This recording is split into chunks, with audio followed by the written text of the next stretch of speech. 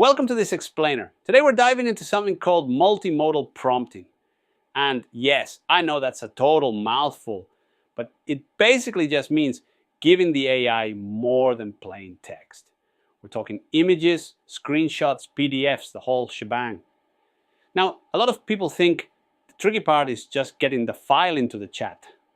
It really isn't. The actual hard part is wrapping that uploaded file in the right words. And honestly, that's exactly what this explainer is all about. Here's the first thing you've got to wrap your head around. When you drop an image in, the AI doesn't see it the way you and I do. Instead, it converts what's in that image into patterns it can reason about. Think of it kind of like having someone describe every single tiny detail of a photo to you super precisely, and then you have to work solely from that description. That's roughly what's happening under the hood. It's incredibly powerful for sure, but it has real limits. And knowing those limits, well, that's half the skill. Okay, so let's get into the first big rule. And trust me, this one matters way more than you think. Always, always put the image at the very top of your message and put your question at the bottom. See, the AI processes information from top to bottom. If you ask your question first and then attach the image at the end, the answer you get actually gets noticeably worse. Anthropic has even confirmed this directly in their own documentation. Image first, question last. Now it sounds totally obvious when you say it out loud, right? But most people do it the other way around. They type out their question, then they drag the file in. Actually, scratch that. Pretty much everyone does it that way at first, but it's just the wrong order. So what happens when you upload more than one image? Well, there's an extra step. You absolutely have to name them right there in your prompt. Just say something simple like image 1 is our current homepage, image 2 is the redesign. Without that label, the AI is just going to guess which is which. Sometimes it guesses right, sometimes it doesn't. And you really don't want to find out the hard way when you're comparing something important. Oh, and keep it focused. If you upload 20 screenshots and just ask, hey, what do you think? You're going to get 20 totally shallow observations. That's not helpful. Pick the 2 or 3 that actually matter and ask a very specific question. Speaking of specific questions, this right here is where most image prompts completely drop the ball. What do you see in this image is literally the worst question you can ask. Seriously, the AI will just describe what's there. It'll be like, I see a checkout page with a button in a form. And you'll be sitting there thinking, yeah, I know, I sent you the image.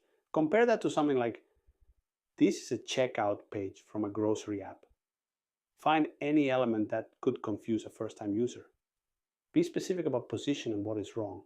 Same exact image, but you get a very, very different answer. You might remember the core framework we talked about earlier in this series. Well, it still perfectly applies here. Role, input, goal. In this case, the image is just your input. You still need to give the AI a role and you still need to give it a goal. That foundational stuff doesn't go out the window just because you added a file to the mix. All right, let's talk about the limits. And this is where I really want you to pay close attention because the AI won't always warn you when it gets something wrong. It will just confidently hand you a bad answer. For example, pulling numbers from images is super risky. A single misread digit in a financial table can look completely plausible to you. You literally won't catch it unless you double check. So if the AI pulls a number from a screenshot or a scanned PDF, verify it against the source before you do anything with it. Also, handwriting is incredibly unreliable. Printed text reads fine. Messy handwriting? Not so much. The AI is going to guess, and it won't always tell you it's guessing. Oh, and GIFs.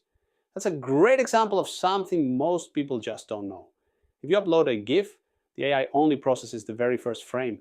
It cannot see movement, like at all.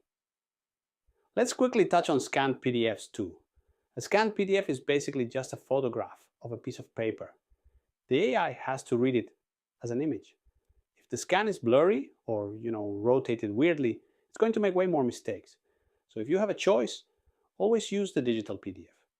You know, the one where you can actually drag your mouse and highlight the text, that is the one the AI can read cleanly without having to guess. So at the end of the day, the core habits you need here really aren't that complicated. Show the image first. Be extremely specific about what you want it to look for. And whatever you do, do not trust the output blindly when numbers are involved. I think a really great way to frame this in your mind is this. You're not asking the AI to literally see, you are asking it to reason about what's visible. That's a much, much more useful way to think about this whole process. So the next time you go to upload a screenshot or a document, I want you to pause for just a second. Think about how you're framing the question. Ask yourself, what role am I giving the AI here? What exactly do I want it to find? Remember, the image is just the input. The rest of the work, that's still entirely on you.